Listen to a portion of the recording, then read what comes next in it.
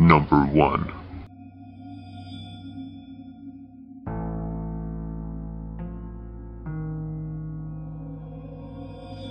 I have a terrible confession to make. This all started when I was very young, perhaps only about 6. My family used to take the dog for long autumn walks around the beautiful rural Goyt Valley in Derbyshire, in the north of England, and I used to run around like crazy in my little duffel coat and red Wellington boots, racing my sister, splashing through muddy puddles, and searching for buried pirate booty, as I was really into pirates back then. An old stone bridge, which may still stand today, crossed the shallow but fast-moving part of the River Goyt itself. Nothing unusual or spectacular. It was maybe 12 feet long and not very high above the water. My dad used to tell me it was called Troll Bridge, as said creature was believed to live beneath it.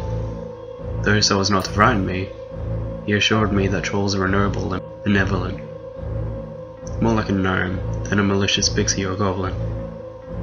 I was an imaginative and gullible lad, and I always felt a tinge of excitement when I crossed. My sister helped by regulating me with stories of all the small children who would cross the bridge alone and be dragged underneath by long, bony clawed fingers, drowned and eaten. One cold October day, I was crossing the bridge, and though my family were all quite far away, I wasn't afraid. The alleged troll wasn't really in my thoughts. I was too busy pretending to be Buck O'Hare or something. I was about halfway across when I heard a voice call my name. Congratulations, Jimmy. I stopped and looked around, unsure if I was imagining things. The voice came from underneath the bridge. Today's your lucky day, my lad. There was no mistaking it this time. It was a tiny, shrill voice, jolly but with a mocking undertone that I didn't quite like. I peered over the edge of the old bridge. There was maybe half a foot of space until the water, and that was only another foot deep. Barely room for anyone, even if they lay down. Did you know that you were the 7,777th soul to stroll across my wee roof? He sounded squeaky and tiny, but very worn down. Like Mickey Mouse's chain-smoking delinquent older brother speaking through a metal pipe. I looked over to my mom, who was pushing my baby brother in a pram down a path. My dad and sister were off chasing the dog around some trees. All were out of earshot, unless I screamed. "Who are you and what do you want?" I demanded. This wasn't very polite, but even to my young mind there was something very wrong about this. I should stress that even though I didn't quite believe in fairy tale creatures anymore, I wasn't yet 100% sure. I've been waiting an awfully long time for this day, and now I'm dying to give out your prize. I should have just run right then. I know. But some small part of me was excited at the mention of a prize, and I just had to learn more. Okay then, give it to me. Again, this was rude, but I wanted to sound tough. I can't reach high enough to lift it onto the bridge, so if you'd be kind enough to lead down towards me. I kneeled, and sort of half bent over the side, again wondering how anyone could fit inside such a tight space beneath. Thankfully, some gut instinct prevented me from leaning all the way over, so instead, I reached down under the bridge and helped out my mittened hand. Not close enough, lad. I need to see the whites of your eyes. This gave me the willies. I shot up and ran as fast as my little legs could carry me, and didn't stop until I was in my mother's arms. She asked me if the pirates had been chasing me, but I never told a soul what had actually happened. Not until today. I was always afraid of that bridge afterwards, and never once crossed it alone again. I remember our old bull Terrare didn't seem to like the bridge either, and would often snarl and show her teeth until she reached the other side. But as the years passed and nothing strange happened to me, the incident began to shrink into vagueness like most early childhood memories. I honestly believe I would have forgotten about it completely if it weren't for what happened about 5 years later, when I was at Cub Scout camp. A bunch of us had crept out of our sleeping bags and sat in a circle, taking turns to tell spooky, true stories. I recycled some gibberish my sister told me about a gnarled tree down near my school, which you were supposed to circle 3 times at midnight, and then a witch would pop out of the tree and stab you. It always seemed stupid to me. I mean, what self-respecting witch stabs people? But one of the cubs, Gareth, told a tale which elicited mocking laughter from every other boy except me. It was a story about a bridge in Goit Valley, and a weird, creepy little voice informing him he had won a prize for being the 7,777th lucky soul to stroll over. I have often heard the phrase, frozen in terror. Let me assure you that this condition is very much real. I don't think I breathed once throughout his story, which Gareth told with a stony face. Being a little bolder, or simply stupider than I was, he actually leant over to see which treat awaited him beneath. But all he saw was the shattered lens of his glasses suddenly split into a spider's web. He got up and removed his broken specs, initially more worried about getting in trouble for having broken them than about what had just transpired, until he noticed that black ooze dripping down, possibly poison. Right before he ran, he heard the voice again. He said it sounded breathless, as if some great exertion, and a little pissed. Seems you're very lucky indeed, my lad. Though I wear glasses nowadays, I didn't when I was 6. 15 years had passed until today. I was hiking alone in the hills overlooking Castleton in Derbyshire, specifically in a valley known as Troller's Gill. Seriously, that's what it's called. Google it if you don't believe me. If you don't know the area well, it is wild, rocky, rugged moorland, windswept even in the summertime, with few trees or bushes, boulders scattered liberally, and countless rocky crevasses and small caves to explore. I was poking around one, looking for treasure, as I guess I never really grew out of the pirate thing, when from behind a rock, which was barely a foot tall, I heard a familiar voice, and felt a keen sense of dread. Good to see you again, Jimmy, my lad. I must say, it's taken me quite a wee while to track you down, but don't you go worrying your little head about it. I know this land very well, and I've got plenty of time on my hands. Why, you never collected your prize. My mind raced. I wanted to grab a big rock and squash the little creep from above, but what if I missed? Or what if he didn't physically exist, like some sort of spirit? I reasoned that my only chance was to play it cool, and of course, I had an ace up my sleeve. He didn't know that I knew what had happened to Gareth, so I maintained the pretense that we were still on friendly terms. I thanked him for his trouble, but said my pockets were full, and to give the prize to someone else, or keep it. There was a pause, and when he spoke again I sensed a touch of anger in his voice. He must have sensed that he'd been rumbling. Don't be absurd. It's rightfully yours. I don't mean to inconvenience you, but if your pockets are bulging with treasure already, here's what I propose. Why don't I deliver it to you in person, at a time that's more convenient, if you'd be so kind to give me your home address? What I did next was unforgivable. I didn't give him my address.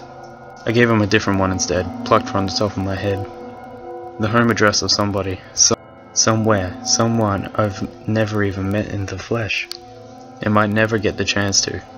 An address gleaned from the Reddit forums, from YouTube, from Craigslist, from eBay. Someone I chatted to recently, or someone I traded with in the last few days. I honestly don't remember your name. I don't want to remember. You probably don't remember mine, whoever you are. It may have condemned you, and I am sorry. You trusted me with your address, and I betrayed you. But I guess the internet makes the world a very small place. Whose personal details are truly secret nowadays? That is my confession. All I can say in my defense is that I am afraid. Before you judge me too harshly, remember that you haven't walked in my shoes. This thing has tormented me virtually all my life. You yourself might find you are capable of going to all kinds of uncomfortable places in your soul when you've got a gun against your head, or an arrow. So I gave him some poor random person's address, and I must have been convincing as he sounded delighted. Splendid. I'll not keep you waiting long, and don't worry about throwing me a warm welcome. I'll deliver your gift discreetly. when you were sound asleep. You won't even know I'm there. I'll bide my time beneath your bed, before creeping up your chest in the pitch dark and giving you a prize that will change your life. Be seeing you again, Jimmy. Keep an eye out. I then heard the tiniest of footsteps fade away, quick, like a rat scampering. This story sounds crazy, I know. I wouldn't have believed it either, but please, just humor me. I don't know how long it will take him to locate you. It won't kill you to check under your bed, last thing at night. Check your drawers and cupboards, just to be sure. Check your wardrobe, check everywhere. Listen out for the faintest of footsteps, and sleep with one eye open. Well, on second thought, don't.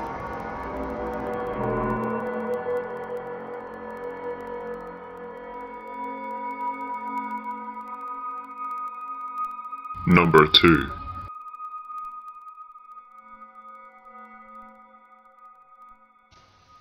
I bet that everyone had that one friend at school.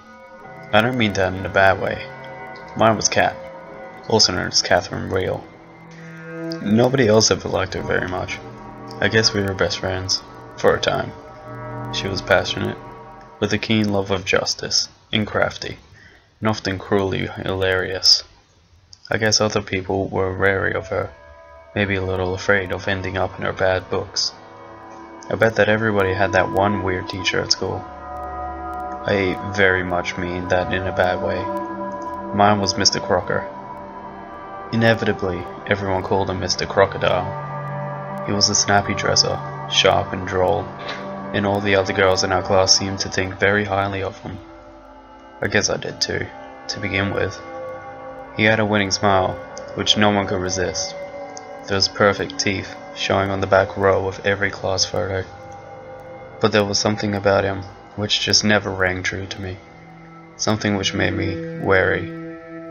The way he behaved seemed wrong in some way. I couldn't place my finger on what it was. Just as well, perhaps those teeth would have been in my hand right off.